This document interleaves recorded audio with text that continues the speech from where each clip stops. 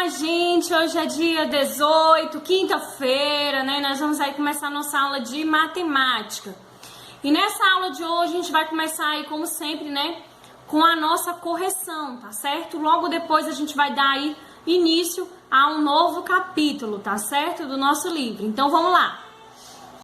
Vamos iniciar a nossa correção pela atividade do livro integrado, com a lupa na mão, página 89, onde vocês deveriam aí continuar, né, a construir as tabuadas. Então, veja aí direitinho os resultados de cada multiplicação e, consequentemente, da adição formada nas duas tabuadas que vocês vão construir, né? Que vocês deveriam ter construído. Vão conferindo aí quem construiu, quem não construiu, aproveita para fazer agora, tá? 4, a do número 2. E vai conferindo se você acertou todas e se o modelo, né? Se o perfil da tabuada que você construiu está igual ao que foi pedido aí pelo livro, tá certo? Então, faça aí essa conferenciazinha para ver se está tudo ok.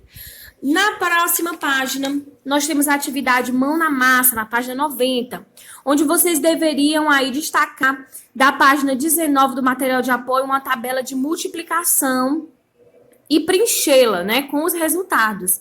Então, está aí para você conferir. Se você quiser, você pode dar uma pausa no vídeo e fazer a conferência direitinho, conferir direitinho se você acertou todos os resultados, se está tudo correto. E aí depois, né, você vai observar suas respostas e escrever que regularidades você observou. Então, pode ser observada diversas regularidades, tá? Na questão 2, vocês também vão preencher aí essa tabela, né, com os resultados corretos das multiplicações. Então, 1 vezes 1, 1 vezes 2, 1 vezes 3, 1 vezes 4 e assim por diante. E também lá embaixo, né, vocês vão observar a tabela que você completou e o que você notou de regularidade. E da mesma maneira aí da primeira questão, muitas regularidades podem ser observadas, né? A gente vê que é padrão crescente nos resultados dos números que vocês estão aí multiplicando. Na página 92, que vocês já estão vendo aí o resultado, né? Vocês deveriam usar aqueles 2 tabuleirozinhos do jogo que a gente usou para fazer o joguinho, aí no caso, para responder essas questões. Então, está aí as opções corretas, tá? Lembrando que vocês deveriam usar os números do quadro vermelho para encontrar o resultado do quadro verde. Então, se a gente tiver aí na primeira questão a multiplicação de 6 vezes 5, a gente vai encontrar o valor de 30. Ou o contrário, né? 5 vezes 6. A gente também pode encontrar aí o valor de 20, que também está grifado no quadro verde, a partir do 4 vezes 5 ou 5 vezes 4. E de 6, o valor de 6, que está no quadro verde, a gente pode encontrar a partir do valor de 3 vezes 2 ou 2 vezes 3. Na segunda questão, né, pede aí para a gente encontrar o valor que seria multiplicado e daria o resultado de 36. E a gente pode usar o 6 vezes 6, que daria 36, tá bom? Na terceira questão, a gente também tem 2 opções, que são 3 vezes 6, que daria 18, ou o contrário, 6 vezes 3. E na quarta questão, você tem essas possibilidades aí para responder essa questão. Agora, você vai pegar aí sua ficha de atividades para a gente corrigir a atividade que foi aí nela, na ficha de atividades, tá certo? Na página 47, onde vocês vão ver aí resolução de problemas e vai aparecer aí um probleminha, né, envolvendo aí a Matilda, que vende caixas de bombom, né? Cada caixa de bombom tem 8 unidades. E o Carlos comprou 12 caixas, né? O Joaquim 6 e a Maria levou as 7 caixas restantes. Então, na letra A, nós vamos ver quantas caixas Dona Matilda tinha para vender. Vocês vão aí fazer uma soma, né? De todas essas caixas aí que foram vendidas, já que as últimas foram as 7 restantes e foram todas vendidas. Quantos bombons foram vendidos? Vocês vão fazer aí uma multiplicação, né? Levando em conta que em cada caixa tem 8 unidades. E quantos bombons cada um levou? Então, separadamente, vocês também devem fazer aí a multiplicação, levando em conta a quantidade de cada um deles e especificando. aí com o nome de cada um dos compradores, dos clientes da Matilda. Aí na próxima página, né, página 48, nós temos a segunda questão.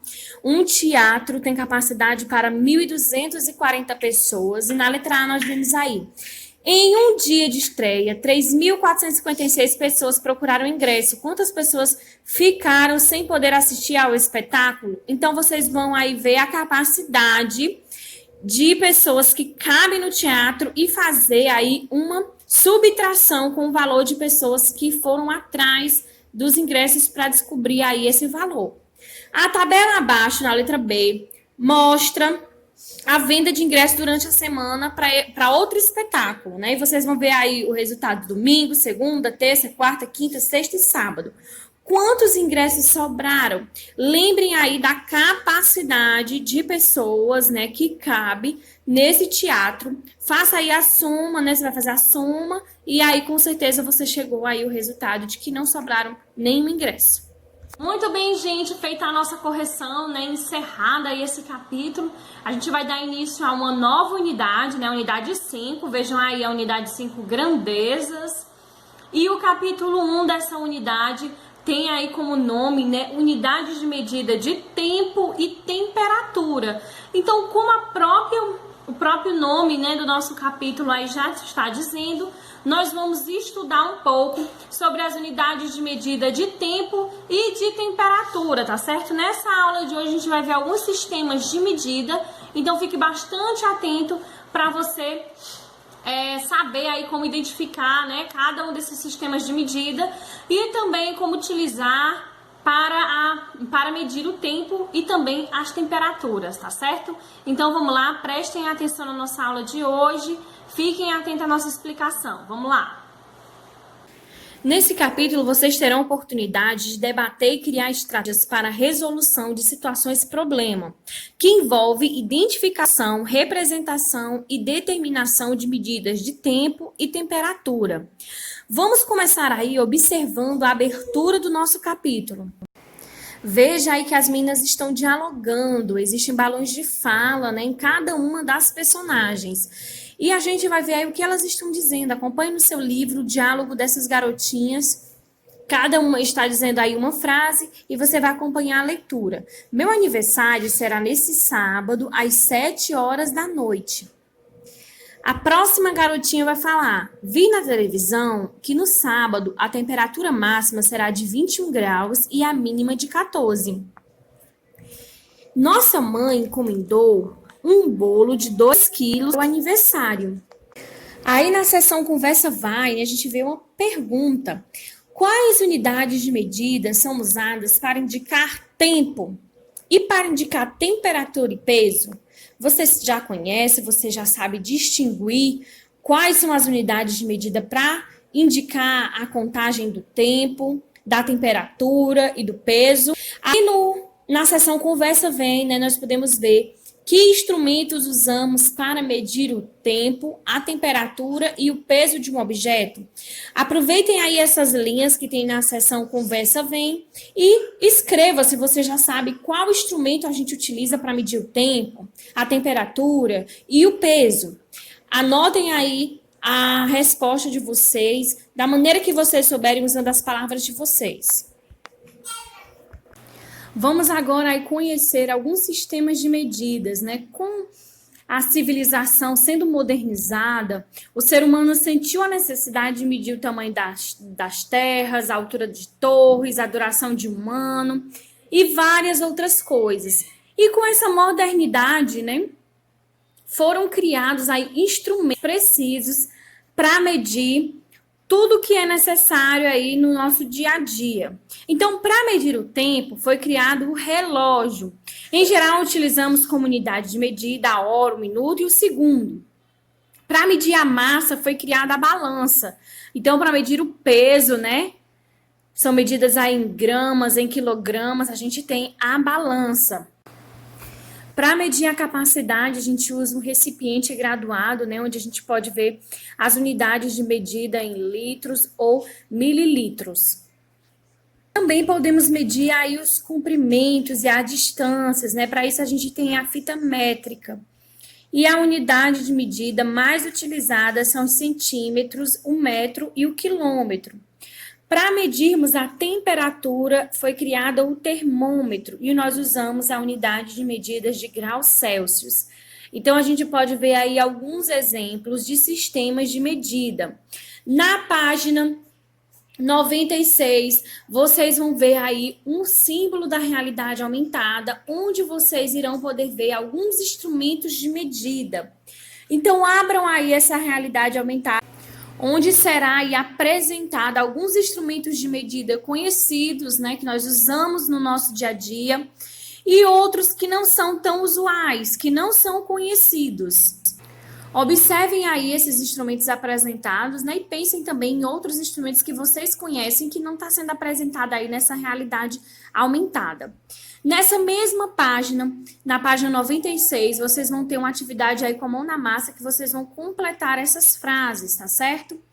Utilizando aí algumas palavras, inclusive as palavras que nós lemos aí no texto da página 95. Então, se necessário, faça a leitura de novo da página 95 e depois complete aí essas frases da letra A à letra E, utilizando as palavras que a gente viu aí na página anterior no texto.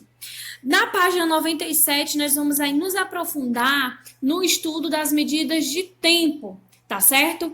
Então, a gente vai começar aí a ver, através dessas explicações, como a gente mede o tempo, como eram usados os processos que os antepassados, nossos antepassados usavam para medir o tempo. Vamos ver aí o diálogo dessas duas crianças, né? A menina diz: como seria a nossa vida se cada um tivesse sua própria forma de medir o tempo?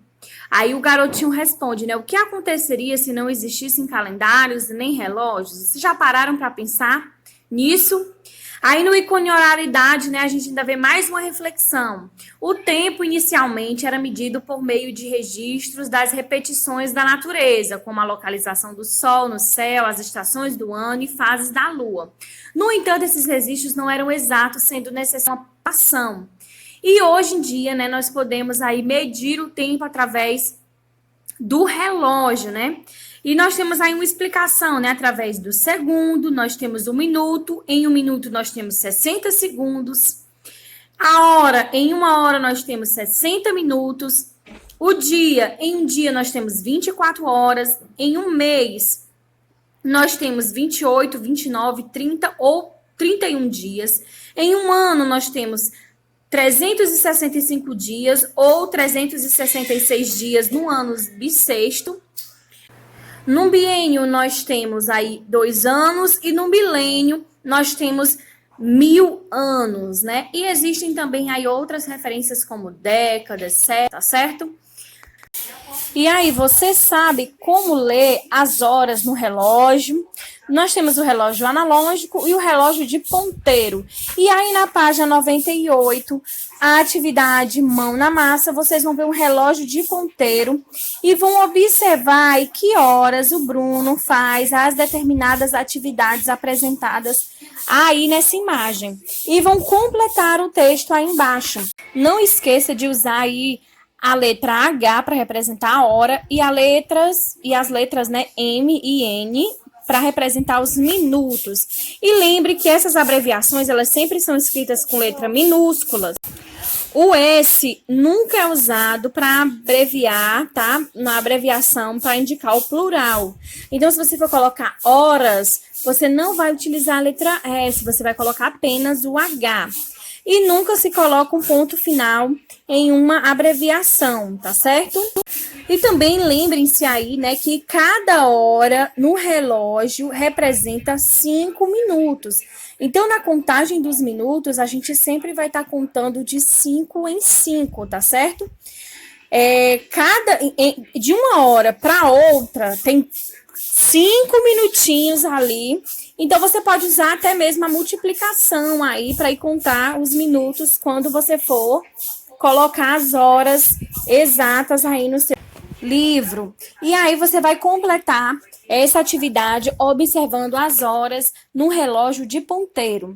Na questão 2, vocês irão observar essa tabela e depois irão construir um gráfico de acordo com as atividades e o tempo gasto em cada uma delas. Então, lembrem aí do conteúdo que a gente estudou sobre a construção de gráficos, e aí vocês podem construir um gráfico de vocês a partir aí das informações representadas nessa tabela, né? E vocês podem construir aí o gráfico, como está aparecendo uma malha quadriculada, um gráfico de colunas, né? E na questão 3, vocês irão aí criar tanto a tabela quanto o gráfico com a organização do seu tempo diário, né? Como ele é dividido em suas atividades.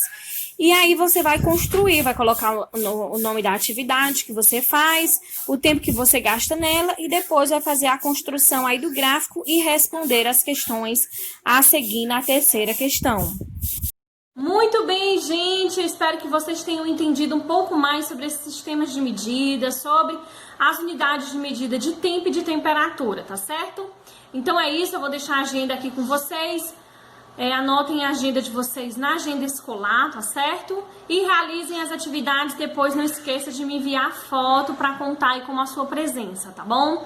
Então é isso, gente, um beijão, fiquem com Deus e até a nossa próxima aula. Tchau, tchau!